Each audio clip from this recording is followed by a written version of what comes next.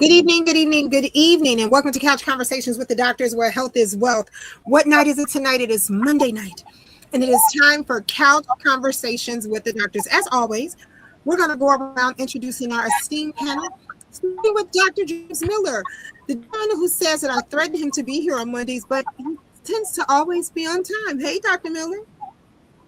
Good evening, Nikki and Congressman Davis and my esteemed colleague. I'm glad to join you all this evening. And I'm a retired physician. I retired in 2019. However, I am still interested in healing our community. And I was listening to a conversation that before we came on that Congressman Davis was having, just in terms of what kind of things sort of get things set off, and how we need to, be concerned about, being as nice as we can in interacting with other people. And sometimes we may be upset, but we don't know, and and our being upset with the situation may cause us to say some things that may be offensive, or may be abrasive to the other individual who's on the other end. And I think the advice that he was giving is that be as nice as you can, despite what you might be going through. We can always be having difficult days, but despite that, try to be nice to the other person, because oftentimes it's not necessarily that they are trying to make it any more difficult. They often are just doing their job, and so that's so important for us to realize in our daily walk. And so I'm happy to be on this panel tonight, and hopefully we'll be able to give you some information that can shine a little light on your life and on your health, and make your day a little better.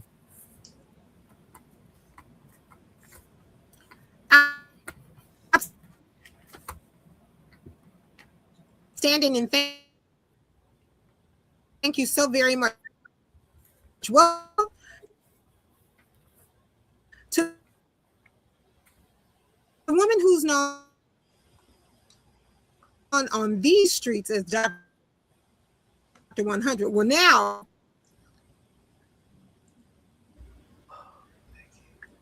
I don't know. Are you all having trouble? Is Nikki going in and out for you all? Yes. Well, I will say, I'm guessing she's talking about me next. I'm looking around at my colleagues, and I just want to say thank you, Nikki. Thank you, Congressman, for having this forum. I am in audio problems.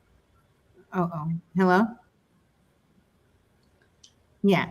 And yes, before we started, I was listening to them talk about what we can do in this heat and how to prepare for it. I know we talked about it before, but we can't hear it enough. So I'm excited to talk more about that today, how we can protect our community and what are the safe spaces. Thank you.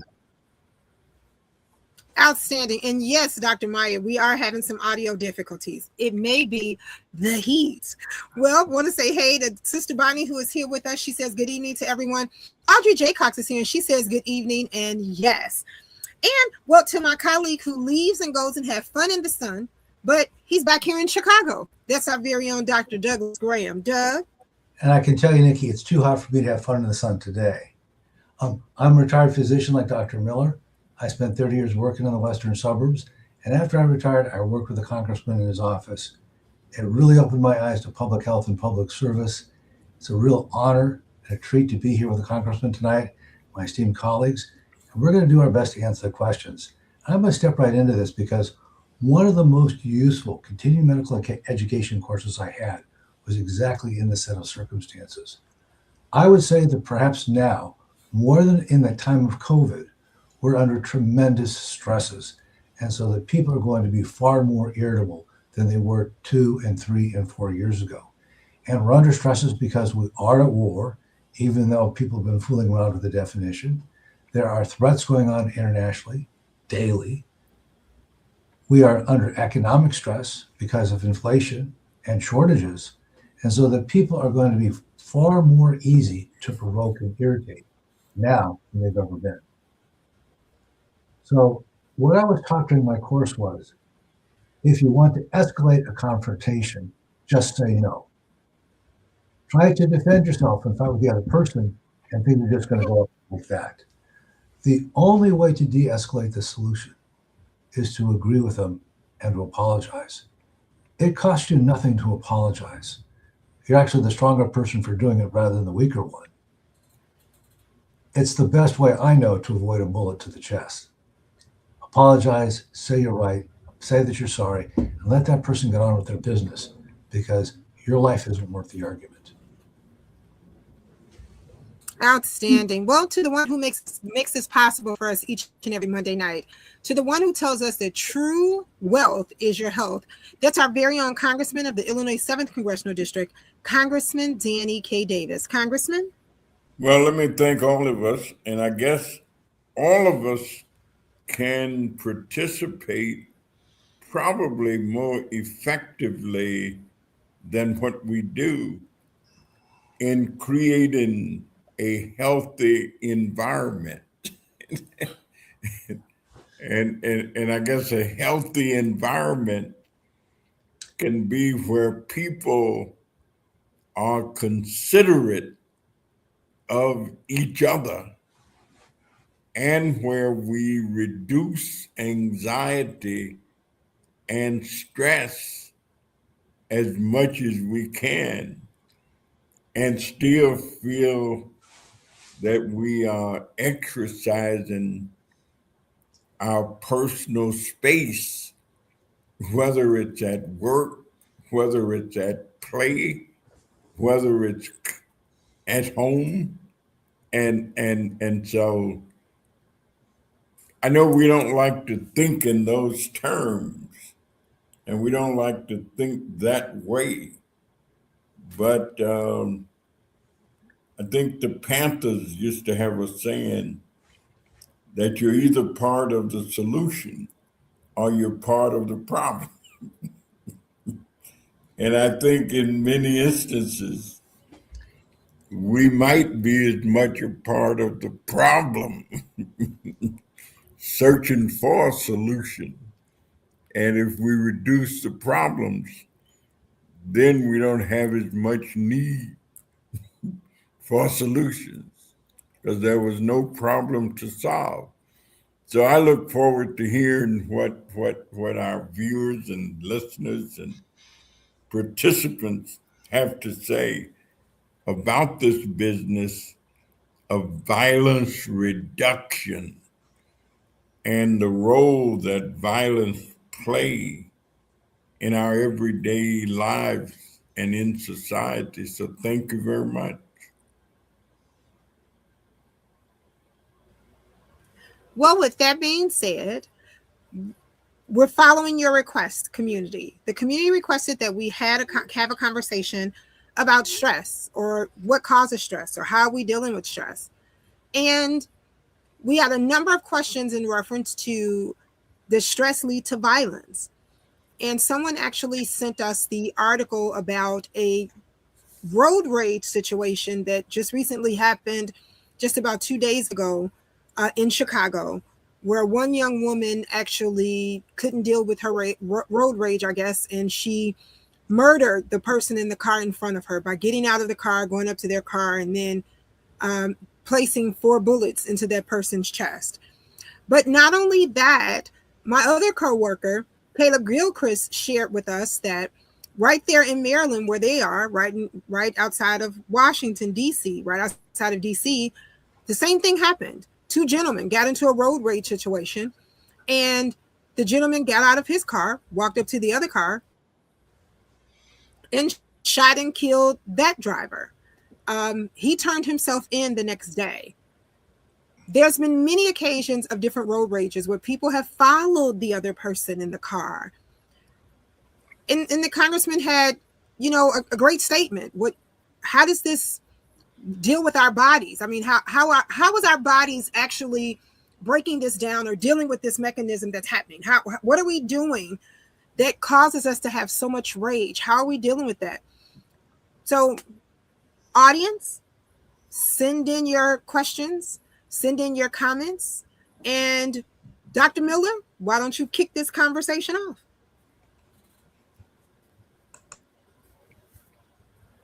You're muted, Dr. Miller.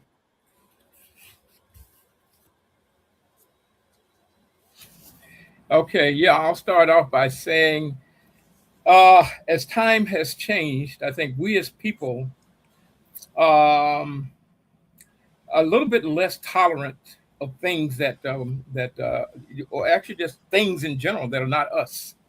We're less tolerant. We complain about more things. Some things that I bet if you were out today, I bet you would have got, if you listened enough, you'd have heard so many complaints about the weather as being hot. Now they told us last week that it was going to be hot today, and that it's going to be hot the next few days. But what I'm saying is that even though we know that, we just don't tolerate the things that cause us discomfort, as well as people in the past. People in the past were seem to be more adaptable, more acceptable of things and each other. And so when we become a little bit more, and the person to us a little bit more rigid, and then we are going to get into each other's space. And this rigidity creates a situation of friction between the two people, and therefore conflict is just there to be had. And so part of that is I think us learning to be more tolerant of other people, and also understanding that we're not carbon copies of each other. We're not going to think the same about everything. We're not going to react the same way to everything. And let us be more tolerant to how other people think and how they react and how they in their opinion, and be tolerant and be able to accept other people and their opinion regarding what it is that we think, even though they may differ. It doesn't mean that they're a bad person. It's just that they have their life experiences and their circumstances may have brought them to a different conclusion about whatever it is that you may be discussing. But that's sort of the environment that we live in today, and it is a situation where conflicts seem to occur more in this kind of environment than it was when we were a time when people tended to be a lot more tolerant of one another, and tolerant of things that may not be that comfortable for them.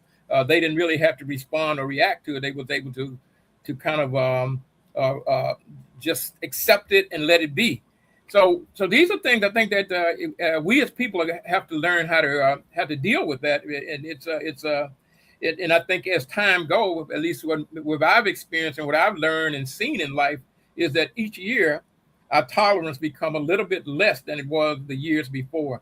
And so I'll stop there and let my colleagues respond.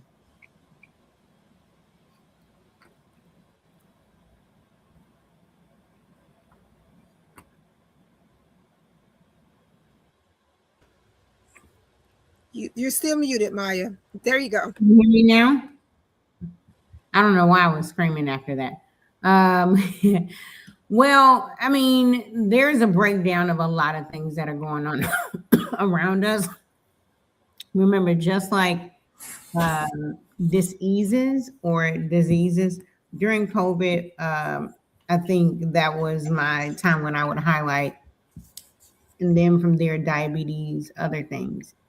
Every disease has two things, and I'm running out of computer dying. Every disease has two things: what's happening, what the disease wants to do, and how we react as human beings, right? Long story short, you all have heard me say when we had certain guests on and they would talk about poverty and whether or not Black Americans feel comfortable in their poverty. And I would say, poverty is a form of oppression. That form of oppression, for a lot of people, um, are now experiencing. We were talking about our Black brothers and sisters, my community. Then, what's happening psychologically is we're in a situation where we found out some of our American colleagues actually voted or supported the kind of oppression and poverty for Black people. And now they're finding out that when you vote for racism, it comes with a heavy side of sexism, classism, all the other isms.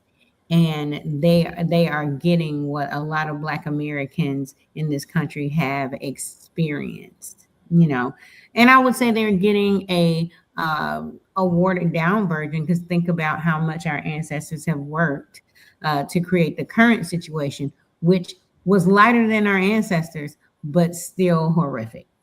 And now people are finding out their money, and that construct of black and white, they're finding out that their money, if they don't have it, they are being put in what they call the black category.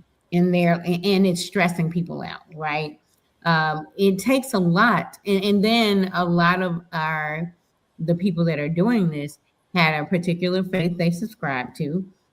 And now there's a struggle with the reconciliation of what they thought was their faith, whether or not it was a spiritual thing, or whether or not,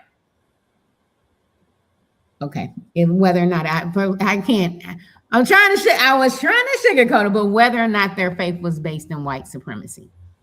And it's hard to stomach when you grew up on these fundamental things, and now you're rereading this book that now, in the context of what you live, says the opposite of how you've lived. And it's the same thing as you all know, a lot of work I do is in HIV. It's the same thing as watching someone who wrongfully judged somebody or a group of people living with HIV, then get diagnosed, and you're watching them start to hate themselves. If you hate yourself and you're reckoning here, then that energy comes out on other people. It's stressful. It's now, not controlled by them. They thought they were in control, and they realize a lot of people that I went to med school with are realizing they've been used. And so there's this added stress. And now some of the things that I would say, I'll take the liberty of saying in this space, some of the things that Congressman Davis has worked so hard against to create this world where we live in, where we have safety and peace, and I had access to med school, all those things that I found. A lot of people, now the curtain is pulled back, and there's not a fully clear picture, I don't think yet, but a more clear picture of Congressman Davis, what you were actually going in those rooms and being up against. Like you would go in, I imagine all this stuff would be going on. You'd, do what you needed to do, and you and some other people would do what you need to do to still create kind of this bubble of safety. And, then a lot of people that kind of take those spaces for granted and what you've done for granted, and some other people who are leading the fight for Americans, we took it for granted because we didn't see the ugly underbelly. Now the ugly underbelly is showing because it's losing its frontal cortex. We ain't even going to get into that. And so now people are in this world, and it's almost like, I don't know how many of you have seen that movie Bird Box. It's almost like out of the blue, people feel this rage, but it was curdling in their spirits. Biologically, it's curdling because COVID happened. And then after COVID happened, people had to catch up financially with what they were dealing with. And then after that happened, people were still losing their job. Then after that happened, we entered into this administration, and then everything is getting cut. If I'm a person that had some kind of benefit from the system that was created by so many of our Congress people that fought for us, now it's all being cut or in danger of being cut, because if you kind of follow it, there'll be attempts, and then they'll go to court, and then it won't happen. But the reality of what's happening is curdling people and causing us to be in a fight or flight, and too much sympathetic nervous system, fight or flight, cortisol, all this other stuff. It's like a pressure cooker. And then you get in the space, you're in the car, somebody else is in the car, you want to share the same space. Well, a lot of us, feel powerless against the Supreme Court, powerless against the things that are going. But you know who we want to enact that against? The person in the other car. And we take that moment to say, I hate, or I do not like where we are today. And it comes out in so many other ways. I can get into biopsychosocial stuff, but I'll make space for my colleagues to. But that's the gist of what happened. And it's all different stories through history when these things happen. that we now read about, but when they happened 100 years ago, how the human brain reacted. That disease is called racism. That disease is called classism. That disease is now showing to be chronic infectious, and we're trying to get rid of it. But like I said before, every disease has two parts: what it wants to do, what racism, classism, and all those other things want to do, and how we react as human beings. So we have to look at how we react. The answer is love. It feels cliche, but it is love to your community around you and building support. But don't we Outstanding. all become what we are taught? I'm saying all behavior is essentially learned behavior. And we're taught some notions about what it means to be a thriving individual in our world. And so we're taught to defend ourselves a certain way, or we're taught to be a certain way to keep from being violated. I'm saying. And so there are the offensive moves, and then there are the defensive moves. And so one decides how they can separate being defensive from being aggressive, for example. An aggressive personality, or a personality that says, I can protect myself without being the offender, that I don't have to be offensive in order to be protective. I know that sometimes we're debating issues, and there are people who say they will vote in favor of giving aid to another country to defend themselves, but they will not give aid that another country can use to attack somebody else. And that there's a difference between attacking and defending. And it's like driving, I call it driving defensively, that you drive for the other person as well as drive for yourself without being too concerned about who got the right of way. Yeah. You know, some people will let you in, and others will make sure you don't get in. I don't know if someone else wants to, because I know I just said a lot, but I think there's layers to that. I think you're right, Congressman Davis. There's a difference between defending yourself and attacking. You know, we see it in NBA, we see it in different things. They call it defense and offense. You know, I think well, I know historically, history has shown that while that is true, you number one mentally have to be at a place where trauma and grief aren't overwhelming to you, because once trauma and grief get overwhelming to you, you either are in fight or flight. If you feel safe, if you perceive yourself to be safe, then you tend to be in a parasympathetic or a not fight or flight, calmer state where your brain can process and react and process the other options. I can fight, I can flight, but guess what? I'm calm. I like this, and I'm just going to continue in that space. I see the other people come off mute. Before that, I'll be quick.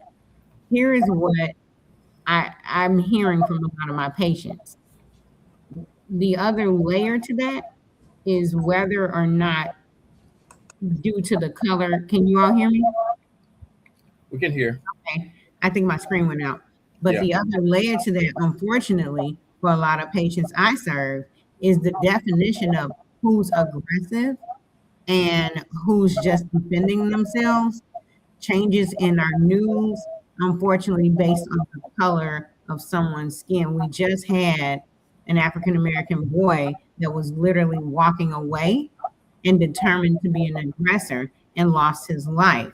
Whereas we can pull from cases such as George Zimmerman, who was determined to be standing his ground when he was in fact aggressive.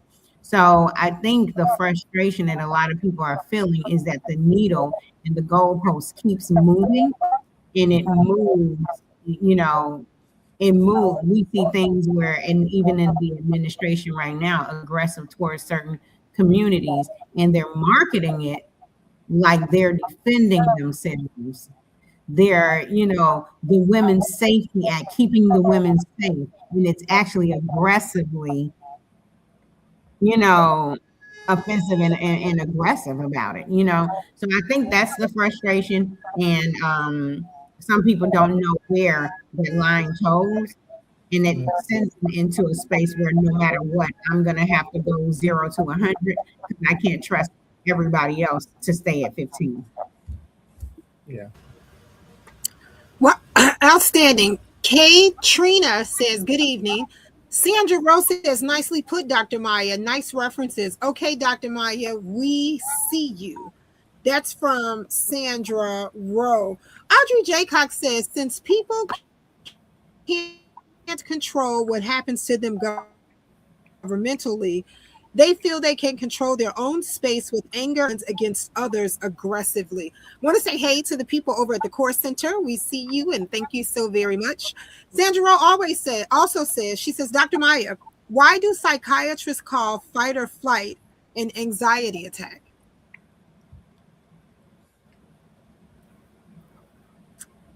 I And know I I've been think in, Dr. I Maya can is probably. but I see Dr. Miller off, and I want to give space so we can share, because I like to give and learn, and then I'll come in.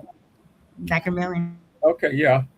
So, as one interprets a situation, sometimes when we say fight or flight, oftentimes this is a something that is dependent on that individual feel that my life is now depending on what I do, uh, and I can either run or I can stand my ground and fight. Now, to a large extent, that's going to depend on where my thought process is in terms of how I feel that I'm going to what are the outcomes going to be here. And so sometimes we can always say, well, and maybe in many cases it might be the appropriate thing to do is if there is no win. There's times when there's not going to be a win in a situation. In other words, if you're able to walk away sometime without losing your life or getting injured, sometimes that is the wisest choice you can make. Now, however, that sometimes depending on your state of mind, and also on what it is that's happening to you. So obviously, if you're in a situation where you feel threatened by another individual or a situation, then you got to decide whether I'm going to fight or whether I'm going to run. And most of the time it's probably it's not always a situation of your emotion. Sometimes it's a situation of really what is going to happen to me. What happens if I stand and fight? What happens if I run away from this? And so that entails many things, including my mindset, how I feel about myself in both instances. Whether standing I feel good about that, or if I fight and the outcome is such that I'm injured, but I still feel good about it because I defended myself and I defend what was right. Um, And sometimes, I mean, the old folks used to have a saying, and I think it's still good today, that you got to stand for something or you'll fall for anything. And times when right is worth standing for, and there are times when you can't. It's a matter of you being right or the other person being right, but the outcome or the issue itself isn't probably it may not be worth fighting for because it might mean that you lose a life and or you destroy a life, which either way it's not a good outcome for either individual. But sometimes you just if that individual is threatening you with a weapon, then that's you can't run. You're in a situation where you got to make some choices, and the choice is different. When it comes down to a verbal response, or you to somebody saying something to you or doing something that doesn't really physically harm you, but may mentally harm you, or may mentally harm someone that you care about.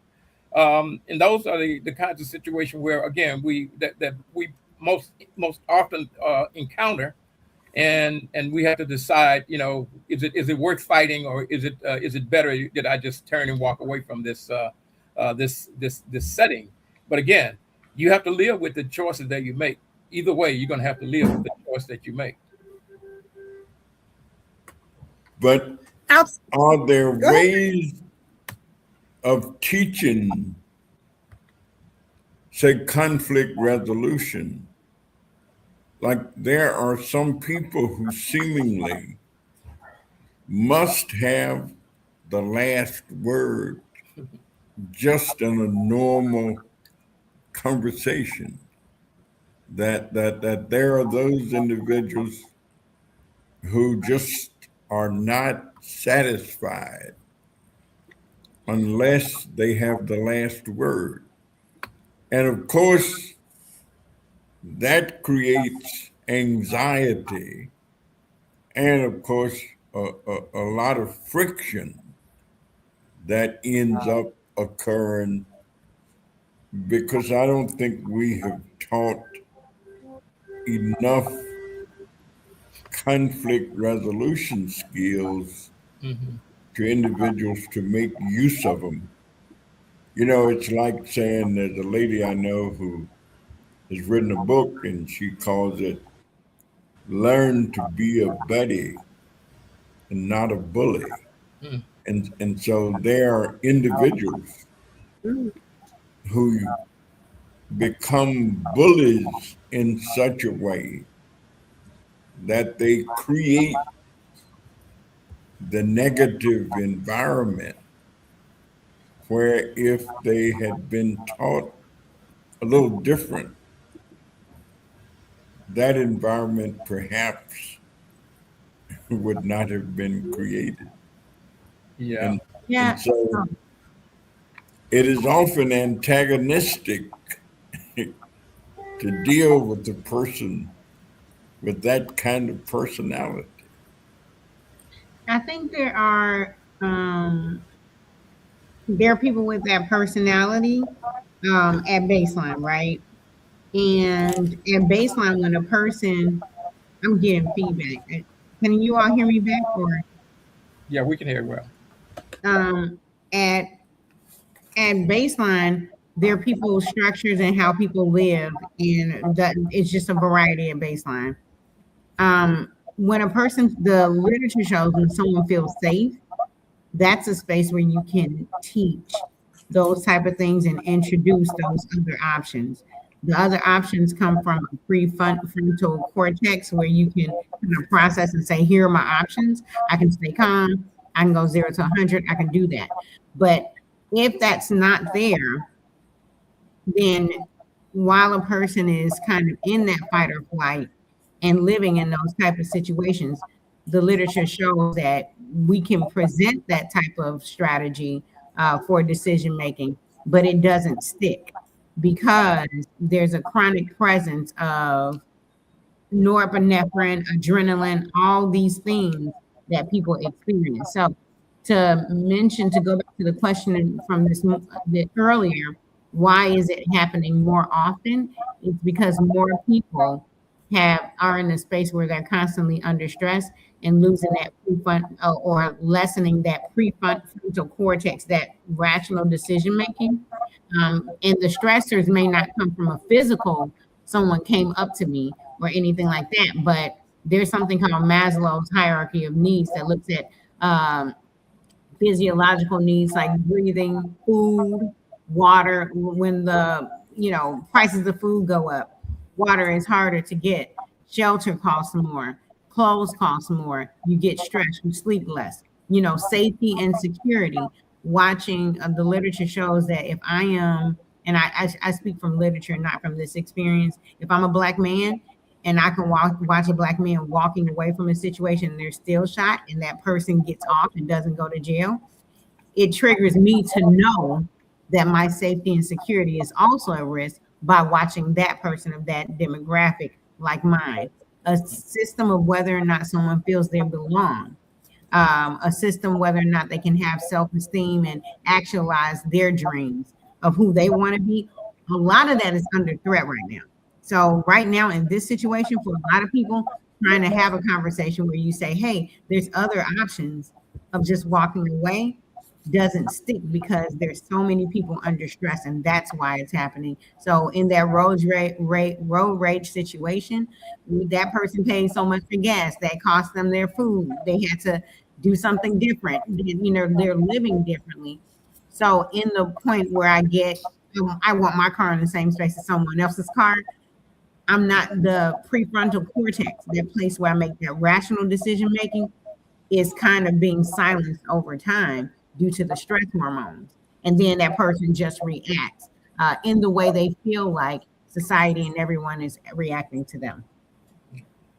So yes, it can be taught, but the person has to be in the safe space to uptake it. Okay.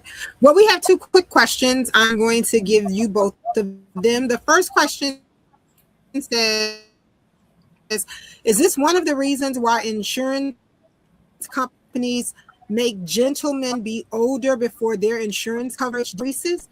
And the second question is Kathy Johnson says, does this type of action, road rage, uncontrolled stress, does this cause a lot of our heart problems, hypertension, cardiac metabolic disorder? Can any of the doctors answer those questions for me? Lack of sleep as well. So take it away, guys. I don't think there's any doubt among physicians that all of us believe and see in the studies that stress contributes to diabetes, heart disease, dementia, and probably a vulnerability to cancer. This is when the metabolism of your body is out of whack. You have overproduction of certain hormones. You don't sleep. All those things affect your ability to think, to act rationally, to understand the consequences of your action, to make you have a trigger temper. So all of these things contribute to ill health. And it doesn't surprise me that if you're living in a high stress environment, you're going to have more chronic illnesses. And I think that's one of the health inequities that the Congress has been trying to resolve for so many years. And he's absolutely right. Yeah. Well, yeah. One of the other, issue that we deal in our, is that in our community is that there are a lot of people under stress for things that, other people in other communities may see them, and without understanding or knowing exactly what their situation is, may not see that as being a normal response. For instance, I remember having this conversation with a patient some years ago, and this was I don't know, 30-some, 40-year-old man who was a hardworking guy, about his history and everything. He was a hardworking man, had 2 or 3 kids that he was that he was taking care of, and a wife and the whole bit. And he lost his job. And he came in, and we were talking about the stress of what he was dealing with. And he was enraged because he says, I've done the things that I've been taught that I ought to do. And he says, I'm not going to see my kids starve. He said, I'm a good man, I'm peaceful, but I'm not going to see my kids starve. I will do things that are not peaceful, things that are maybe not legal, before I see my kids starve. And so what I'm saying is oftentimes, we kind of see the activity without seeing the individual and understanding what kind of stress that individual is under that put him in a position where he had to make a choice about something, and he didn't see other options that we may consider that's a more healthy option, but there may not have been that other healthy option there for him. What he saw is that my kids are hungry, and I don't have a job. I can't right now, and I can't delay feeding them. That they have to be fed on a daily basis. I can't say I'm going to just be content with that. And so as we went through the discussion, and he was able to calm down, but I was able to understand and to see him and able to actually get him to a situation where he was able to get some help for his situation and his family. But sometimes people are in these situations without, coming and going to talk to a doctor or to somebody who may be in a position to connect them to where the help is, and they don't know where it is. And all they know is, this is what I'm faced with right now. Hungry kids, rent due. They finna cut the lights out, or they've cut the lights out. And so these are stressful situations that will drive people to do things that otherwise they would not do. And so when someone else who don't understand what this person is going through see this, and they might see them in a light that is not, we may say, well, this person did something, and he may have hurt somebody else because he could not see his kids not be able to eat. And I'm not saying we're not I'm not here to talk from a moral standpoint, but from a natural and humanistic standpoint. What are you going to do? And that's that depends on the choices that you feel that you have. And if you don't feel that you have the ability to fulfill your mission and what's required of you in other ways, then sometimes people will take and do it in ways that others who have chosen a different approach to it won't be able to understand. And that's one of the reasons I have a great affinity for people that do social work and social case work, because many of the individuals who come to them are at their last level of being. The lights are being turned off, or they just got a notice from the gas company that they're going to have to turn their gas off. And now how are they going to cook? Or the landlord is coming with an eviction notice. And these people listen to this every day. Yeah. I mean, that's what they hear. Yeah. That's and so I have a great affinity for the people who do that, because every telephone call is a crisis that they're dealing with from somebody. That it's no, hey, how you doing? Hey, it's good to chat with you. No, it's helped me through this situation, and I'm up against the wall. Yeah. What can you do about it? And of course, sometimes they take it out on the caseworker, and the caseworker does not always have an answer for whatever their crisis situation is.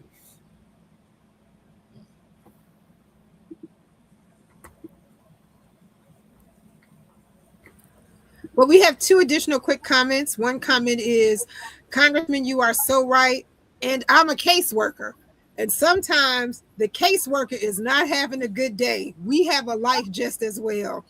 So, Congressman, thank you for understanding. But I would like to tell the listeners that we are human too. We are here to help, but we have problems sometimes paying our bills just as well. So thank you so very much for sharing. Our next comment comes from Stephanie. Stephanie says, thank you guys for being human. Sometimes people don't understand. I go to work every day and I have so many responsibilities. However, I've had disconnection notices as well. And then you have some big mouth person who says, well, what are you doing with your money? I'm trying to survive. Gas prices have gone up. Groceries have gone up. Childcare is out the window. So, yeah, there is no money left to do certain things. I'm on a payment plan for everything. Thank you so much for being human. Thank you guys for sharing. Thank you so very much for sharing. We did not forget your insurance question either, Calvin. Calvin says, is that the reason why men's insurance is higher than women until they get to a certain age? Insurance companies don't view them as being adults until men are 25, but women at 18. Is this fair? Doug, I see you nodding. It's because they keep the records. They study this.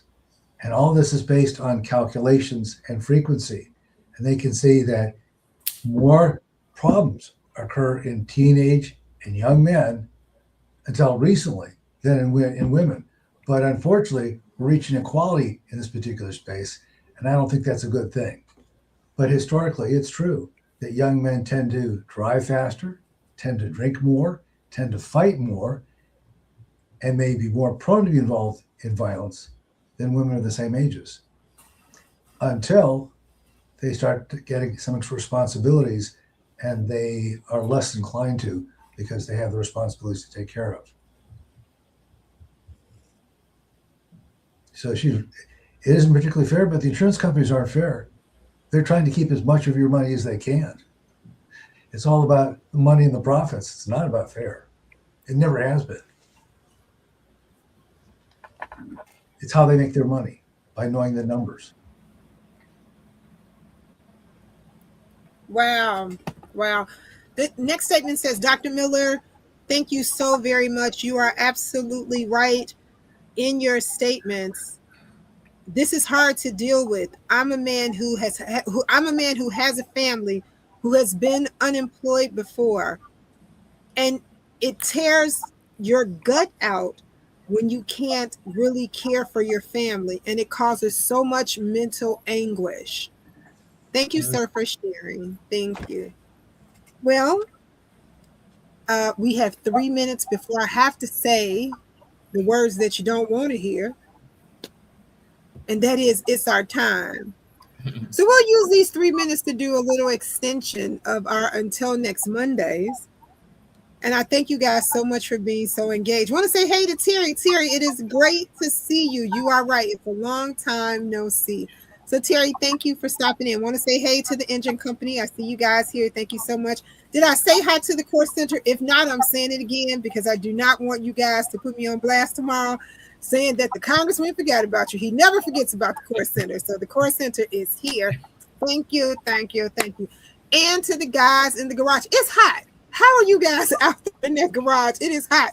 I hope you are hydrated, eating watermelon and drinking water. Lots and lots of water. Please. Oh, so the guys in the garage say the door is down. They have an air conditioner. All right. Thank you. You got the garage. I'm going to have to stop by this. Me and the congressman are going to stop by this garage over there on Benview. And one day we coming by there. Renelle Perry is here. She says, thanks for the conversation. Because the pressure is real. All right, well, the pressure is real. Well, Maya, you're until next Monday. Okay, Maya, until next Monday. I wish everybody hope and that you find your tribe and the people, places, whether it be your pets, the spaces where you can release some of the fight or flight, have moments of joy. Studies show if you look your pet in the eye more than 20 seconds to 2 to 3 minutes, you can experience some of that. Okay. The other thing is, I hope that the leadership of this country that's starting this stuff and all these isms wake up We've seen this tipping point before, and I hope they realize the gravity of some of the things they're doing and how they're of what disenfranchisement looks like, because historically it always comes back to them in a way that's not going to be, and we're at that tipping point. You can feel it, it's pulsating, and the American people can't take much more of this. So I hope there's some changes. Um, Congressman Davis, thank you for making the changes and leading a lot of the change historically. And I hope we can come together soon, because if you look at the 1960s with the war, if you look at what happened in the 1980s, there is a tipping point. And if anybody remembers that, I don't remember the 1960s. I read about it, but it's in our throats. You know what I'm saying? And biology is biology. And we are not the first administration that's going to magically escape biology. And civilizations are civilizations. We're not the first one that's going to magically escape it. I hope they wake up. There are consequences to their behavior. Okay. All right. Want to say hey to Donald Dew and to Dr. Obari Cartman, who are here with us just as well. Hey to the both of you. And I see your comments that says, Donald says, we have to have a part 2 to this, and I want to be on the panel. Consider it done, Donald. Consider it done. Obari says, and me too. So absolutely, you too. We have another quick statement here who says, Trump causes our stress. What do we do to get him out of office? So you are absolutely right. Angela Underwood is here. She said, you can't say on the show. I'm gonna go. Angela Underwood is here, and she says, this was good. Well, thank you, Angela. Thank you so much. Well, Dr. Miller, you're until next Monday. Well, I wish I could paint the picture that it's going to be easy to solve these problems and these circumstances and situations that we're in, but I don't really believe that myself. I do believe, though, that, one of the things that we can do is that we can be friend to each other, more friendly towards each other.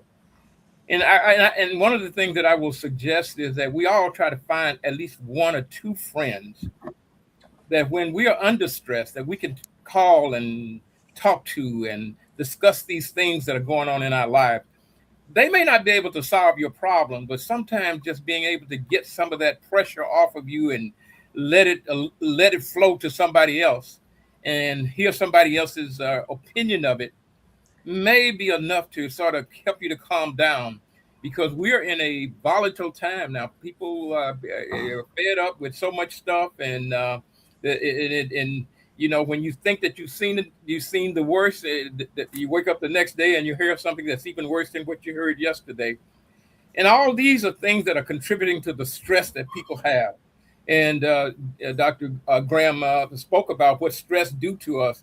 We've talked a bit here on this today about what stress does from a mental standpoint, but from a physical standpoint, it also does things. I mean, it makes your diabetes more difficult to control. It shoots your blood pressure up. And the ultimate result is that it causes more in-organ damage to your body, to your heart, to your brain. So people end up having strokes and heart attacks. But we got to figure out a way how to communicate with each other a little bit better, how to share some things with each other to kind of control that stress. You don't have the ability to just remove yourself totally from it, because this is life. Life is stressful. But what we can do is maybe talk to somebody about it. And maybe, like I said, you're not going to always find the solution to all the problems that you're dealing with. But if you can just find enough breathing room, you can survive another day. And that day that you survive, an answer to that problem that seemed that was going to just had you weighted down, an answer may turn up. So we gotta figure out how we can find that friend and how we can be that friend for somebody else in these stressful moments in time. And that's my until next week. Outstanding. Thank you so very much, Dr. Miller. Well, Michelle is here. Michelle asked the question to the congressman. So when we get to the congressman, Michelle, maybe he can touch on this question for you. But Michelle's question is, how in the world did he put his name, that is Trump, on our passports? I don't want mine anymore. I'm tossing it out. Michelle, that was a conversation some of us was having a little earlier. But don't lose your passport because the new one gonna have his picture on.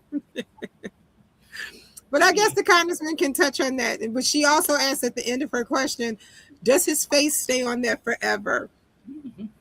He can maybe answer that for you. Renelle says, cares, let go and let God. Absolutely. Well, Doug, you're until next Monday. Well, I'm really sorry that Dr. 100 has left us because I just wanted to express how much I understand how she feels and her disappointment and frustration at how things have turned out this particular year. She's 100% correct to feel that way. But I would state that the president's health is clearly failing. For those of us who have seen people age, he's rapidly aging. This is not going to go on indefinitely. I would also say that probably more people disagree with him than agree with him. So I don't think this is going to be a permanent state of affairs. But I agree with Dr. Mueller that there's going to be a long period of reconstruction. The thing of the congressman is people can learn to be different if they choose to. Instead of woke being a pejorative term, people can be educated to understand the truth in that particular perception of human existence and understand it is our moral obligation to do something about it. So I do believe in the power of education if you are open to it and are willing to learn and can be humble and accept some of the other words from someone who sees things and views things differently than you do. So I think humility would be a great asset to have in these times of conflict. Outstanding. Well, I have really two quick announcements. The PIP program, this was sent to me by a young woman, and I think that's for People's Gas. It's some type of relief for People's Gas, and I believe it's called the PIP program. All of our CETA offices, if you qualify, they have some relief for you. So visit CETA. Some of them are in the city. We have a couple of them in our district. So please make sure that you look into that if that is needed. I want to just say thank you to the young lady who sent that information to me to share. Also want to say today is June 29th. And of course, the Congressman's Back to School Picnic Parade and World Health Day is coming up, and that is August 15th. So if there's anyone here who would like to be a vendor in any of our festivities on that day, make sure you do so. You can contact Marquita Smith or Jackie Greer and myself for healthcare. So you can contact me for healthcare. Thank you to some of the vendors who have already been inboxing about, the back to school picnic parade and health day. So thank you guys so very much. But just want to put that out there to make sure that you have it. Well, Congressman, as always. Well, we've had another very interesting conversation, and I want to thank everybody for participating.